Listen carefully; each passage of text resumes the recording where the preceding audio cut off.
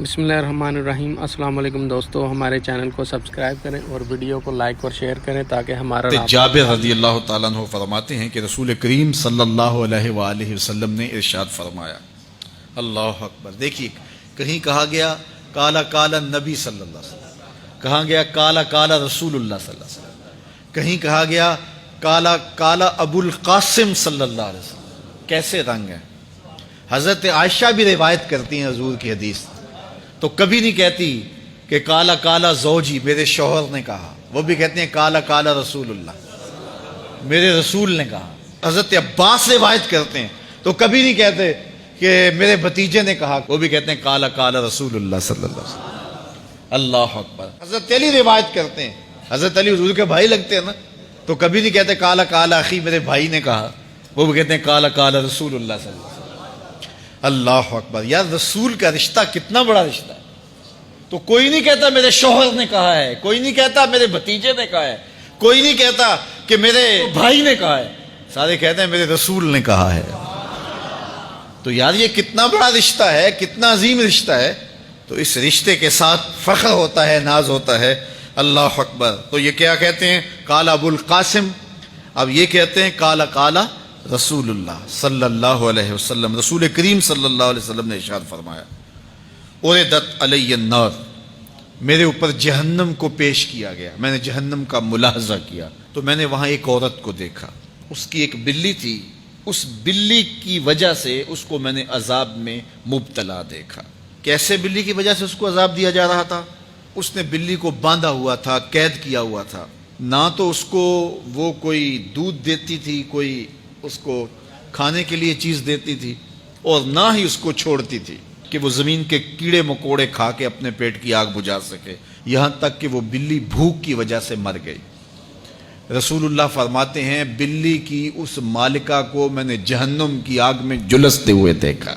اور عمر بن عامر الخزائی، بنو خزاعہ کا شخص عمر، اس کو میں نے دیکھا اپنی انتڑیوں کو جہنم کی آگ میں دھکیل رہا ہے، اس کی انتڑیاں نکلی ہوئی ہیں اور جہنم کی آگ میں گھسیٹتی ہوئی اس کی انتڑیاں جا رہی ہیں۔ یہ پہلا شخص تھا جس نے سائبہ بنائے تھے، جانوروں کے کان چیر دیے اور بتوں کے نام پہ چھوڑ دیے، یعنی سب سے پہلے بت پرستی کا آغاز عرب میں کرنے والا بنو خزاعہ کا عمر بن عامر یہ تھا۔ تو اس کو میں نے حضور نے فرمایا دیکھا کہ یہ جہنم کی آگ میں جلس رہا ہے، کیونکہ اب جتنے بھی لوگ بت پرستی کریں گے ان سب کا گناہ عمر بن عامر کے نامہ اعمال میں درج ہوگا، ان کو بھی گناہ ملے گا جو بت پرستی کرتے ہیں۔ اور چونکہ ایجاد اس نے کیے تھے، بت اس نے بنائے تھے، تراشے اس نے تھے، پھر اس کے بعد اس نے جانور بتوں کے نام پہ چھوڑے تھے، چڑھاوے چڑھانے کا انداز اختیار کیا تھا، لہٰذا اس کو جو ہے وہ گناہ پہنچتا رہے گا۔ تو کہا میں نے اس کو عذاب میں مبتلا دیکھا۔ تو اگر خیر کی بنیاد رکھو گے نیکیاں ملتی رہیں گی، کھاتے کبھی بھی کلوز نہیں ہوں گے، اور اگر برائی کی بنیاد رکھو گے قیامت تک اس برائی پر جو عمل کرتے رہیں گے اس کا گناہ بھی کھاتے میں پڑتا رہے گا۔ اللہ اکبر۔ تو ہمیں اچھائی کی طرح ڈالنی چاہیے، نیکی کی طرح ڈالنی چاہیے۔ آقا کریم علیہ الصلوۃ والسلام نے ایک موقع پر فنڈ مانگا تو ایک شخص نے اٹھ کر کے پیش کیا، تو جب اس نے پیش کیا تو اس کے دیکھا دیکھی دوسرے بھی کھڑے ہو گئے، دوسرے بھی پیش کرنے لگے۔ بعض کا سارے خاموش ہوتے ہیں، کوئی ہمت نہیں کرتا، تو ایک کھڑا ہوا تو اس کو دیکھ کے دوسرے بھی کھڑے ہو گئے۔ تب حضور نے فرمایا تھا من سنّا فی الاسلام سنتاً حسنۃ فلہ اجرھا، جس نے اسلام میں کوئی اچھا طریقہ رائج کیا اس کو اس کا اجر ملے گا، اور پھر اس کی دیکھا دیکھی جس نے بھی کوئی اچھا کام کیا اس کا اجر بھی اس کے اجر کی کمی کے بغیر اس کے کھاتے میں بھی داخل ہوتا رہے۔